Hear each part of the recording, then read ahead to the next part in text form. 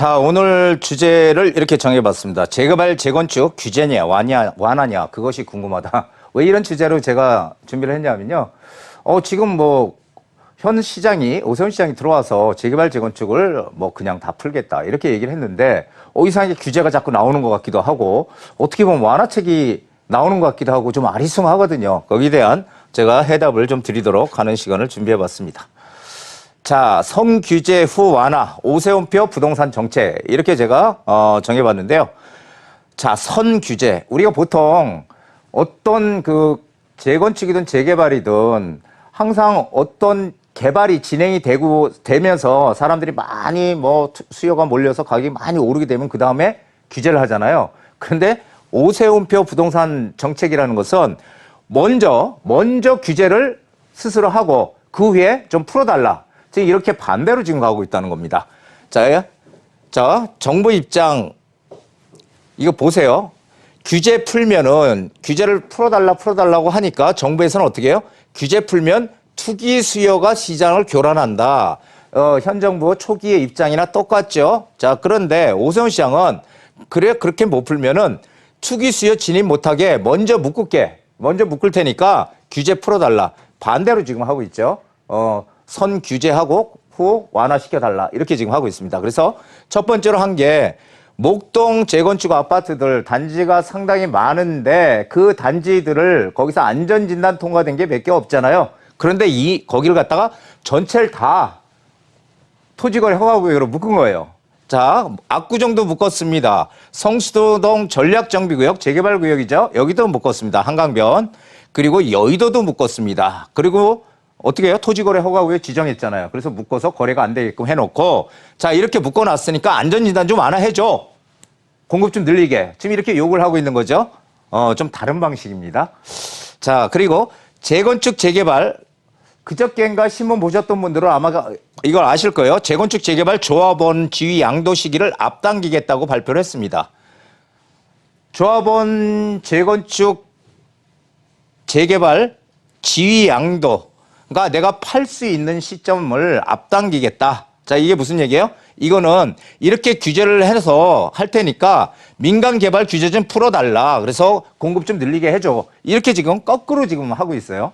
재밌죠? 자, 그래서 지금 오세훈 시장이 이번에 발표한 게 뭐냐면요. 바로 이런 겁니다. 최근의 화두 조합원 지위 양도 금지. 더 강화된 조합원 지위 양도 금지 집값 잡을까? 이렇게 기사가 나왔는데요. 이게 무슨 얘기냐면은 현행 재건축은요. 이 투기과열지구 같은 경우, 서울은 다 투기과열지구잖아요. 네, 투기과열지구 같은 경우는 조합 설립 인가가 딱 떨어지게 되면 그때부터는 거래가 안 되는 겁니다. 예외사항은 있지만 일단 거래가 금지예요. 그것을 최근에 지금 이제 그제 발표한 거는 안전진단만 통과가 되면은 거래를 못하게 하겠다. 지금 이렇게 해놨습니다. 또 재개발은요. 지금까지는 관리처분 계획 인가가 떨어지면 그때부터는 이제 사지도 못하고 팔지도 못해. 근데 이거를 구역 지정만 되면은 바로 묶어서 사지도 못하고 팔지도 못하게 하겠다. 즉 투기 수요가 들어오지 못하게 하겠다. 이렇게 지금 얘기를 한 겁니다. 자, 그런데 그럼 이제 어떻게 생각할까요? 많은 분들은 그러면은 이제는 재건축 들어가려면 안전진단 통과되기 전에 들어가야 되는데 이게 쉽지 않잖아요. 그렇죠? 재개발은 정비구역 지정 이후에 들어가면은 들어갈 수가 없죠. 사서 살 수가 없으니까 거래가 안 되니까. 자, 이래서 이제 큰일 났다 이렇게 생각하는데 여기 단서조항이 붙어 있습니다. 이 단서조항이 뭐냐면은 시도지사가 필요하다고 인정할 경우에만 이렇게 하겠다는 거예요. 개정해서 이런 방식으로. 이게 무슨 얘기입니까? 모든 전역을 서울시 전역 이런 데를 다 이렇게 하겠다는 게 아니고 시장 도지사가 여기는 투기 수요가 들어올 우려가 많아. 그럼 지정해. 이렇게 하는 곳만 지정하겠다는 겁니다. 재밌죠? 그러니까 다 묶이는 게 아니라는 얘기예요.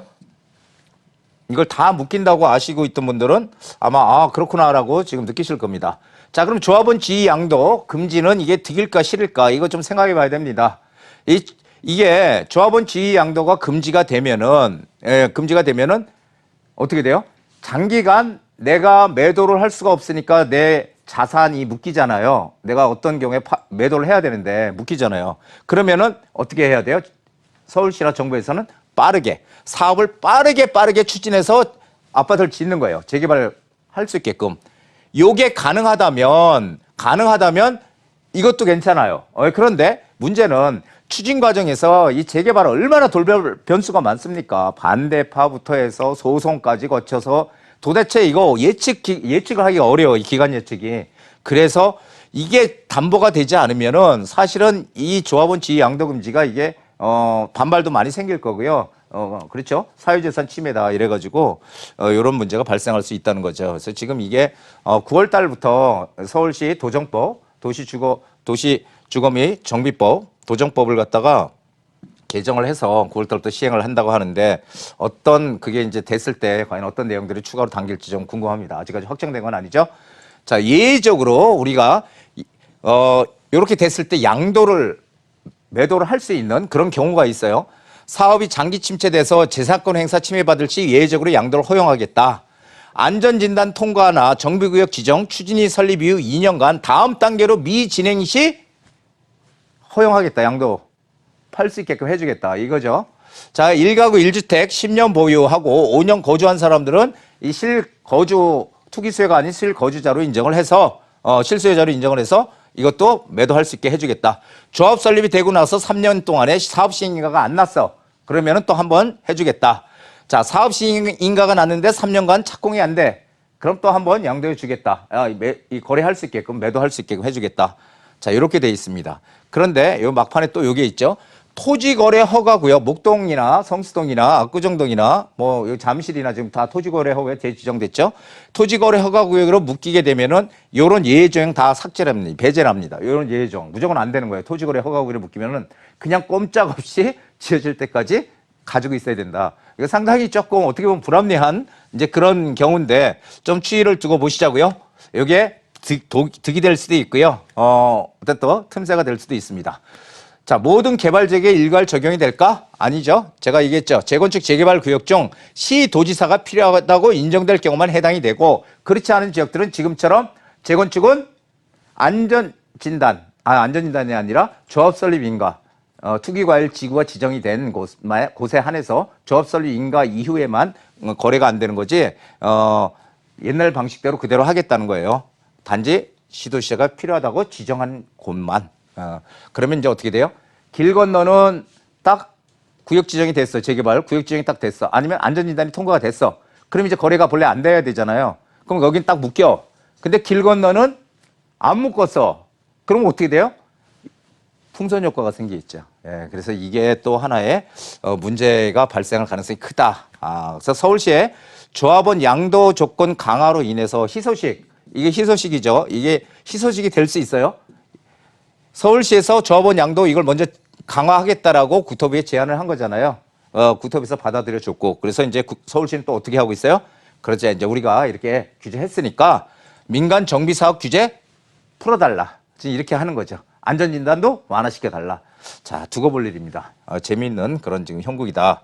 이렇게 저는 생각을 해요.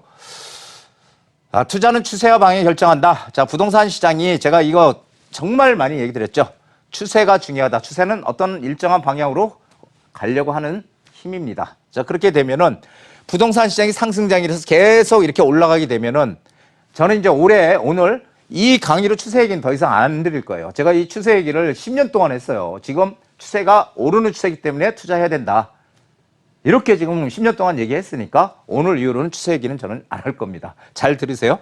자, 추세가 이렇게 상승 추세로 가게 되면은 정부에서 항상 가격이 오르면 안 되니까 규제를 하잖아요. 규제를 하게 되면 가격은 규제 대책의 효과 때문에 떨어집니다. 하지만 이 떨어지는 효과는 단기간에 불과해요. 3, 4개월 단기에 불과하고 다시 원래의 추세대로 상승한다더라. 이 얘기 제가 누누이 얘기 드렸죠. 반대로 시장이 하락장으로 떨어집니다. 그러면은 계속 부동산 가격이 만약에 1억 떨어져, 2억 떨어져, 3억, 4억, 5억 이렇게 떨어진다면 정부에서 가만히 있으면 안 되잖아요.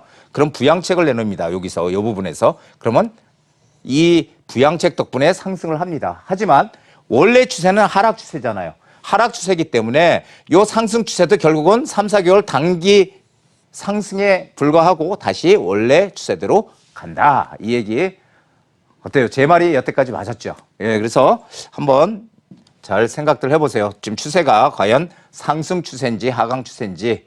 자, 유동성 저금리 공급 부족 시대에는 가격이 상승할까요? 아니면 하락할까요? 저는 상승한다고 보고 있습니다. 정책 방향은 지금 재개발, 재건축 통해서 공급 늘리겠다는 겁니다. 어디에? 서울에다가 공급 늘리겠다. 자, 그리고 차별화 시장이라고 하는 것은 앞으로 시장이 점점 오르는 곳과 오르지 않는 곳의 격차는 커질 것이다. 이것은 우리나라의 사례가 아니고 외국의 선진국들의 사례입니다. 미국도 마찬가지고. 그러면은 우리는 어떻게 돼요? 중심 입지를 선점하는 그런 현명함이 필요하다는 겁니다. 그래야지 투자이익의 극대화가 될 수 있다라는 얘기를 저는 여태까지 많이 얘기를 해왔습니다. 자, 오늘 여기까지 하고요. 여는 순풍이 아니라 역풍에 가장 높이 난다. 아무리 위기가 온다 떠들어도 그 위기 속에도 또 투자해서 이익을 내는 사람들은 항상 존재하는 것이죠. 단지 작을 뿐입니다. 우리는 이런 역풍에서 가장 높이 연이 나는 것처럼 우리도 이런 기회를 잡아서 투자에 성공하는 그런 하나의 지혜를 꼭 여러분들 제 방송을 보시고 만들어 가시기 바랍니다. 저는 오늘 여기까지입니다.